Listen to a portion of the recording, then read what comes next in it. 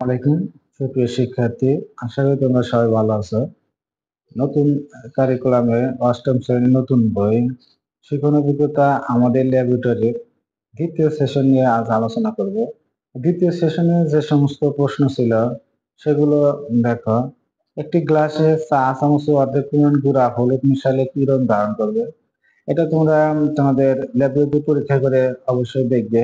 আর এটা একটা খুবই সহজ পরীক্ষা, বাসা বাড়িতে বা বাড়িতে তোমরা নিজস্ব উপায়ে এটা পরীক্ষা করে নিতে পারো। আর এটার রং হবে সর্ষে হলুদ। আর দ্বিতীয় প্রশ্নটা ছিল এরকম যে সর্ষে হলুদ রং বিশিষ্ট পানির সাথে সামান্য চুন মেশালে কি রং ধারণ করবে? কি রং ধারণ করবে? উত্তর লাল রং। এরপর সর্ষে হলুদ ও সামান্য চুন মিশ্রিত দ্রবণের সাথে ফোটায় ফোটায় লেবুর রস যোগ করা হলে কি বর্ণ ধারণ করবে? এখানে নমুনা উত্তর হিসেবে হলুদ। ভৌত পরিবর্তন কাকে বলা হয়? কোনো পরিবর্তনে নতুন পদার্থ উৎপন্ন হয় না। কোনো পরিবর্তনে নতুন পদার্থ উৎপন্ন না, শুধু পদার্থের অবস্থার পরিবর্তনে এই পরিবর্তনগুলোকে ভৌত পরিবর্তন বলা হয়। ভৌত পরিবর্তন হিসাবে তোমরা একটা উদাহরণ দেবেন, যেমন লোহার তৈরি জিনিসপত্র যদি আমরা ফেলে রাখি, অথবা লোহার জিনিসকে যদি একটা কামারের কাছে নিয়ে বড় করা হয় বা ছোট করা হয়, এক জিনিস থেকে আর এক জিনিসে রূপান্তর করা হয়। যেমন তুমি লোহার একটা রড দিয়ে একটা দা তৈরি করলে, তাহলে রড থেকে দার রূপ আসলো, এটা হলো ভৌত পরিবর্তন। রাসায়নিক পরিবর্তন কি? রাসায়নিক পরিবর্তনে যেমন রাসায়নিক পরিবর্তন কাকে বলে? কোনো পরিবর্তনে বিভিন্ন বর্ণের ও ধর্মের নতুন পদার্থ উৎপন্ন হয়। এই পরিবর্তনগুলোকে রাসায়নিক পরিবর্তন বলে। কোনো ঘটনার ভৌত, যেমন এখানে রাসায়নিক লোহার তৈরি জিনিসকে যদি আমরা ফেলে রাখি, তাহলে এখানে ভৌত ও রাসায়নিক দুটাই পরিবর্তন হয়। যেমন লোহার তৈরি জিনিসের যে উপরে লালচে বাদামি বর্ণের একটা স্তর পড়ে, ওটাকে বলা হয় মরিচিকা। আর এই মরিচিকা টা একটা রাসায়নিক পরিবর্তনের কারণে হয়।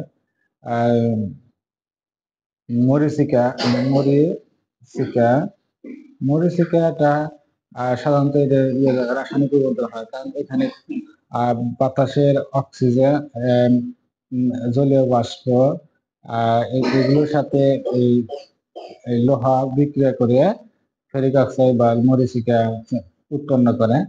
এরপরে আমরা দেখব কোন ঘটনার ভৌত রাসায়নিক পরিবর্তন শনাক্ত করে তার পক্ষে যুক্তি দেওয়া যায় কি? এখানে সরকারকে পরিবর্তন শনাক্ত করে তার পক্ষে যুক্তি পরীক্ষণ, পরিবর্তনের নাম এবং এর পক্ষে যুক্তি।